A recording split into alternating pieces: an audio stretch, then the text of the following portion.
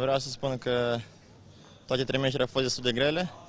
E o suprafață destul de rapidă care nu prea îmi place, nu prea îmi convine. Nu joc prea multe turnee pe această suprafață.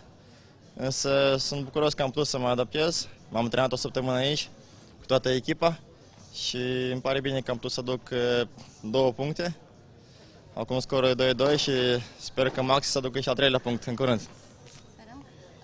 Și cum ai găsit pregătirea fizică a adversarului? Știu că adversarul are un stil de joc foarte agresiv, servește foarte bine, vine mereu în față, la fileu. Trebuie să fii rapid, să-i faci multe passing-uri și astăzi mi s-a primit, totul mi-a ieșit. Am câștigat în 3 seturi, ce e foarte bine pentru noi, pentru echipă și cam atât. Mersi mult. Da? E ok? Mersi Și și o eu. să mai întreb ceva. Nu? Super. Da. Mersi, Radu.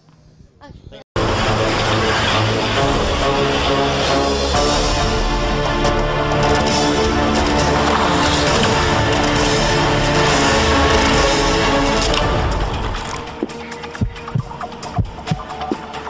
Получилось.